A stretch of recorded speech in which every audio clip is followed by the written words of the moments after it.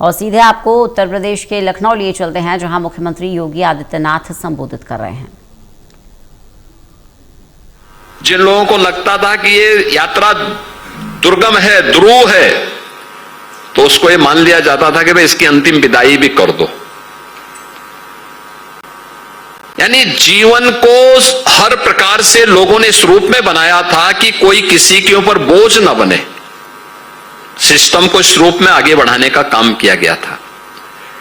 और तब भारत विश्व गुरु था।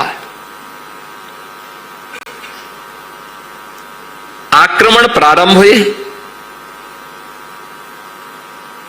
हमारे शोध और विकास की संभावनाओं को बाधित किया गया।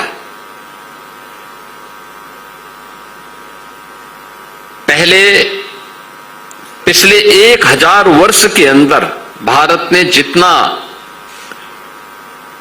जितने आक्रमण सहे, जितने अत्याचार सहे, जितना शोषण देखा,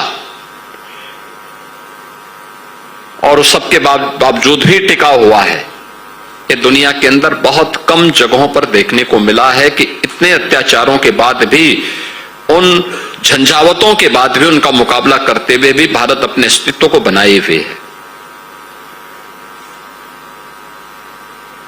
याद करिए, ये सब कुछ के बाद आज भारत तेजी के साथ आगे बढ़ रहा है। और हम लोग जानते थे कि भारत की सबसे बड़ी आबादी का राज्य यूपी है, तो ये बड़ी आबादी वैसे ही नहीं होगी। ये आबादी जो यूपी के अंदर रह रही है, केवल ये आबादी नहीं है, इसके पीछे वे कारक भी हैं जो यहां की समृद्धि में महत्वपूर्ण भूमिका का निर्वहन कर सकते थे, लेकिन उसको उचित प्लेटफॉर्म आजादी के बाद यहां का राजनीतिक नेतृत्व देने में विफल रहा है। परिणाम क्या है? एक प्रकार की भ्रम की स्थिति चारों ओर बनी हुई थी। उत्तर प्रदेश जैसे राज्य में, याद करिए, आज से 9-10 वर्ष पहले इस उत्तर प्रदेश को लोगों ने प्रश्न प्रदेश बना दिया था। नौजवान के सामने पहचान का संकट था, व्यापारी पलायन कर रहा था, किसान आत्महत्या कर रहा था, पर्व और त्योहार के पहले जो उत्सव होने चाहिए थे, उन उत्सव की जगह उपद्रव शुरू हो जाते थे, दंगे फसाद होते थे, गुंडागिर्दी चरम पर थी।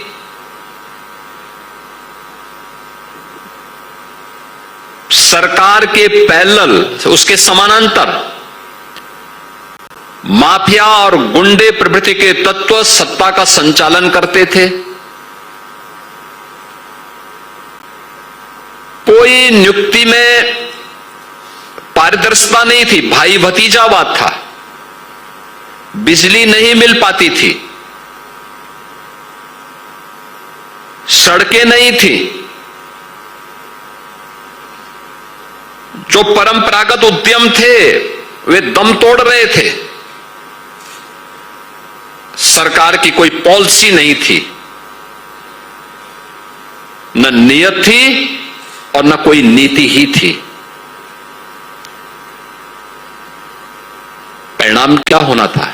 उत्तर प्रदेश को बीमारू राज्य बनना ही बनना था। नौजवान के सामने पहचान का संकट आना ही आना था। किसान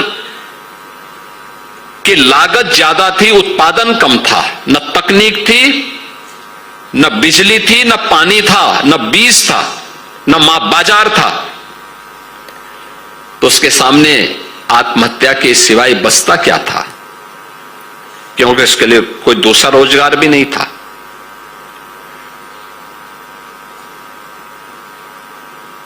उन स्थितियों में 2017 में अराजकता भरे उस माहौल में निराशा के उस माहौल में,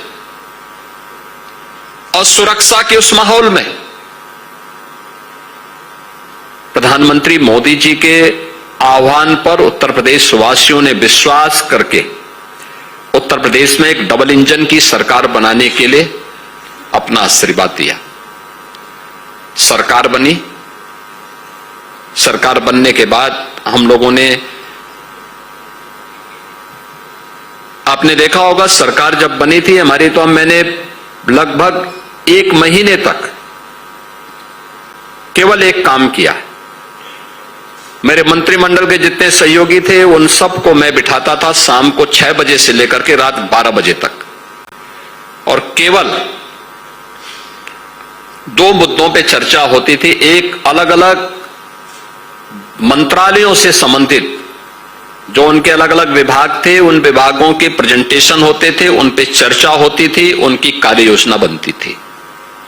1 महीने तक यही हो रहा था। बहुत सारे लोगों की समझ में नहीं आ रहा था ये क्या हो रहा है, सरकार चल रही है या ये सब हो रहा है।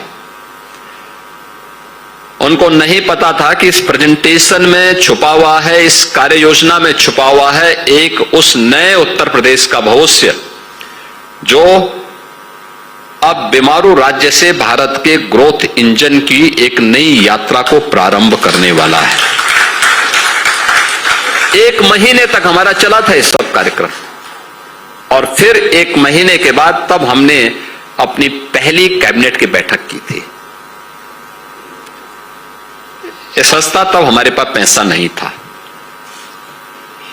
तब कोई बैंकर्स हमें पैसे देने को भी तैयार नहीं था। खजाना खाली था। कर्मचारियों को वेतन देने के लिए भी उतना पैसा नहीं था। उत्तर प्रदेश का कुल वार्षिक बजट लगभग 2.5 लाख करोड़ के आसपास का था। आप अनुमान करिए ना, 25 करोड़ की या 20 करोड़ की आबादी उस समय थी। 20 करोड़ की आबादी में और 2.5 लाख करोड़, ऊंट के मुंह पे जीरा है। तो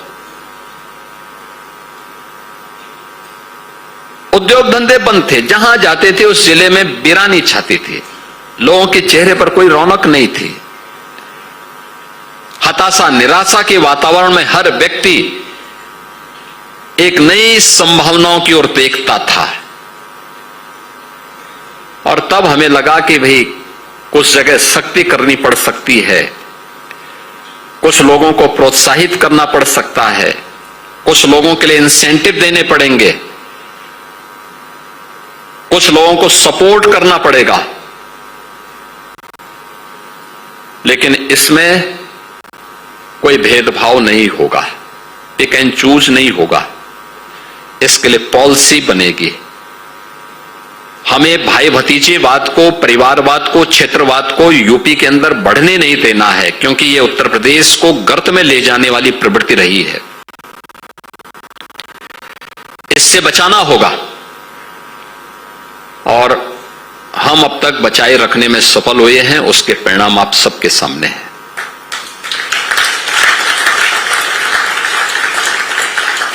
आज मुझे बताते हुए प्रसन्नता है कि उत्तर प्रदेश अब किसी भी सेक्टर में आप जाएंगे,